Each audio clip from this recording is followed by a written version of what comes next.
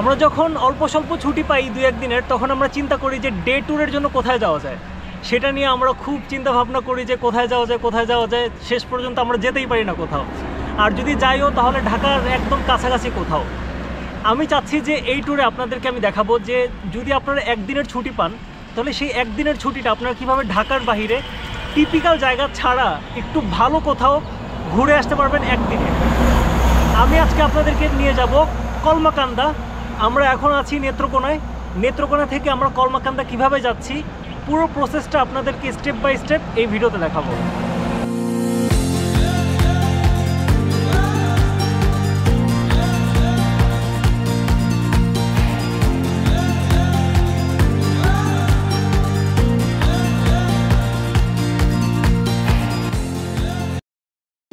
আমরা প্রথমে ঢাকার মহাখালী থেকে ঢাকা টু নেত্রকোনার বাসে উঠি রাত 12টায়।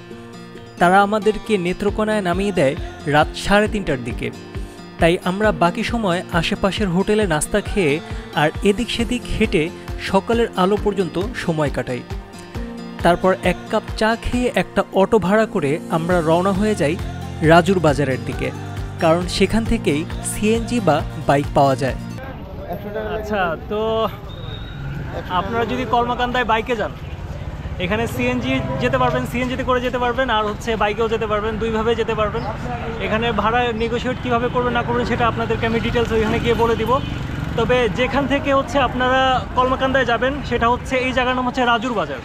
এখানে আপনারা সিএনজিও পাবেন, এখানে বাইকও পাবেন। আচ্ছা, আর এখানে যে বাইকের যে সিরিয়ালগুলো আছে, এখানে আপনারা ওরা বলে প্লাটিনাতে 3 জনও নিতে পারবে। আমরা কেমনে জানি 3 জন নিবে আমি জানি না।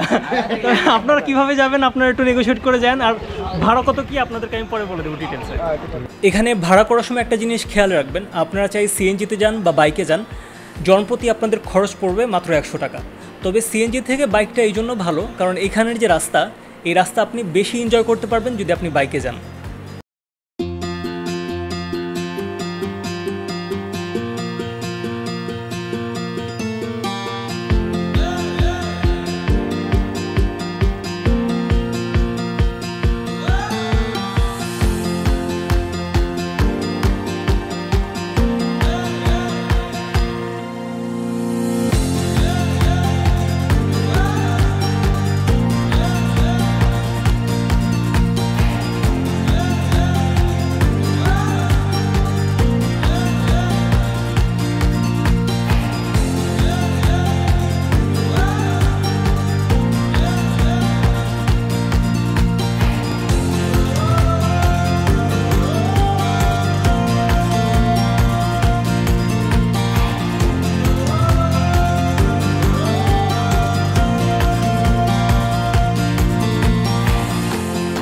প্রায় 30 থেকে 45 মিনিটের জার্নি শেষ করে আমরা যেখানে আসি, এই জায়গার নাম কলমাকান্দা।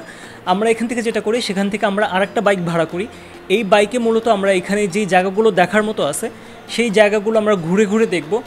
আর সব কিছুর জন্য আমরা তার সাথে ডিল করি 700 টাকায়। সে আমাদেরকে সব ঘুরিয়ে দেখাবে আর ঘুরিয়ে এনে আমাদেরকে আবার কলমাকান্দায় নামিয়ে দিবে।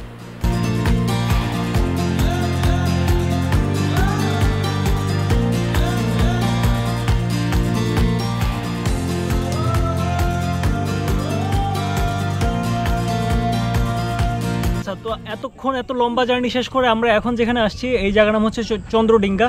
আপনারা এখান থেকে পুরো পাহাড়ের একটা সুন্দর একটা ভিউ পাবেন। তবে একটা রেস্ট্রিকশন আছে এখানে, সেটা যে এখানে একটা গেট আছে, মানে এখানের বাউন্ডারি করা আছে। এই বাউন্ডারির পাশে যাওয়া যাবে না, ওইখানে বিজিবির গার্ড থাকে। আগে হয়তো এখানে পাহাড়ে উঠা যেত, তবে বর্তমানে একটু যেহেতু দুই দেশের মাঝে একটু ঝামেলা চলতেছে, এই কারণে ওইখানে পাহাড়ে চড়া বা ওই সাইডটা ক্রস করা নিষেধ। তবে আপনারা যদি বর্ষাকালে এখানে আসেন, বর্ষাকালে আসলে আপনার এখানের সবুজ শ্যামল পরিবেশটা খুব ভালোভাবে উপভোগ করতে পারবেন। আর এখান থেকে যে রোডটা আমরা দেখে আসছি, এই যে রোডটা, যদি ছবি তুলেন বা আপনারা রিলস বা ভিডিও টিডিও কিছু করেন, এই রোডের থেকে আপনারা এই ভিউটা যদি নেন, তাহলে খুব ভালো কিছু আপনার ভিউ পাবেন, যেটা আপনার ভিডিওতে এখন দেখতে পারতেছেন।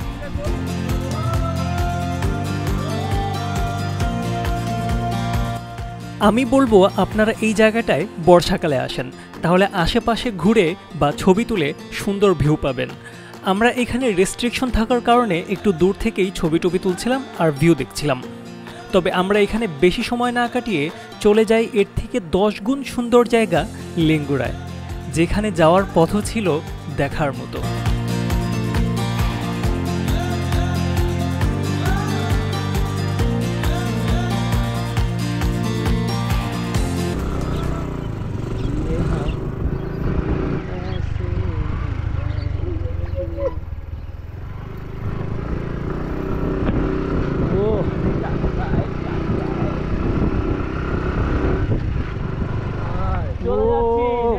বাইরে আসসালামু আলাইকুম কাকি।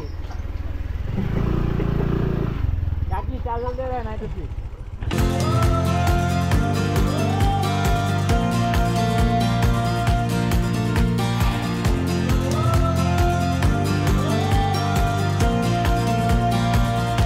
আচ্ছা, তো সেখান থেকে আমরা এখন যেখানে আসছি এই জায়গার নাম হচ্ছে লেঙ্গুরা। কি বলবো ভাই, মানে জায়গাটা এত বেশি সুন্দর। আমি আসলে ঢাকায় বড় হয়েছি, তো দেখা গেছে এরকম পরিবেশটা আমি খুব কম পাইছি। শহরের দেয়ালের 4 দেয়ালের মাঝখানে থেকে বড় হয়েছি। আমার কাছে এই পরিবেশটা ভাই এত ভাল লাগে। এই দেখেন একটু পাহাড়ি এলাকা, তার মধ্যে হচ্ছে এইখানে আবার ওই যে এই ঝোপঝাড়ের মধ্যে আবার বসতি আছে। এইখানে বাচ্চারা এখানে মাঠে কাজবাজ করে আস্তে আস্তে চলে যাচ্ছে। আর হচ্ছে এই যে দেখেন এই গ্রামের এই মেঠো পথ, এই মেঠো পথগুলো এরকম আঁকা বাঁকা মেঠো পথ এরকম পুরো এই জমির মধ্যে থেকে চলে গেছে। তারপরে এখানে দেখেন একটু উঁচু জায়গার মধ্যে ওইখানে বসত বাড়ি, গাছগুলো এত সুন্দর করে সাজানো, আর হচ্ছে এখানে এই পাহাড়।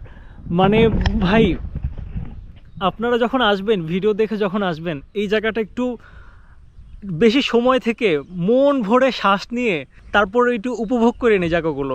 এত বেশি ভাল লাগতেছে ভাই এখানে।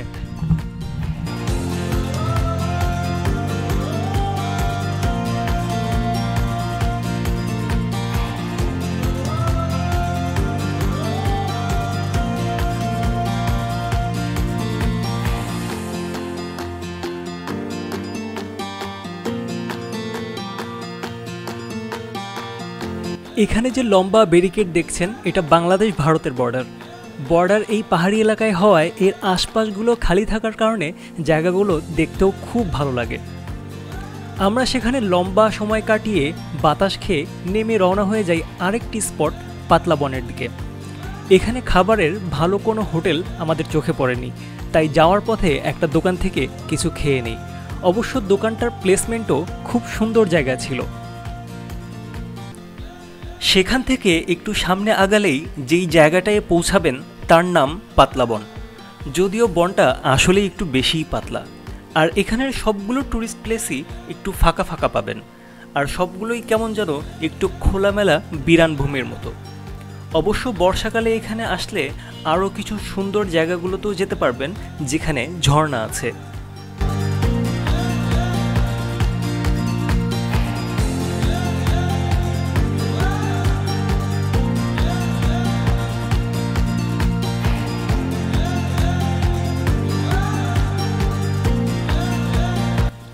আমরা ঠিক যেভাবে এসেছিলাম নেত্রকোনা থেকে, ঠিক সেভাবেই আবার ফিরে যাই। আর দুপুরে একটা হোটেল থেকে খাওয়া দাওয়া করে আমরা চলে যাই এখানের সবচেয়ে ফেমাস মিষ্টির দোকান গয়ানাথে। এখানে যদি ঘুরতে আসেন তাহলে এই মিষ্টিটা মাস্ট টেস্ট করবেনই। সেখান থেকে কম খরচে বিআরটিসি বাসে করে আমরা চলে যাই ময়মনসিংহ শহরে। উদ্দেশ্য ময়মনসিংহের সবচেয়ে সুন্দর পরিবেশে অবস্থিত বাংলাদেশ এগ্রিকালচার ইউনিভার্সিটি। এখানে আপনারা সন্ধ্যার সময়টুকু কাটাতে পারবেন। যদিও সন্ধ্যায় আসলে ভার্সিটির পাশেই অবস্থিত বোটানিক্যাল গার্ডেনে ঢুকতে পারবেন না, তবে ক্যাম্পাস ঘুরে ঘুরে দেখতেও আপনার খুব বেশি ভালো লাগবে।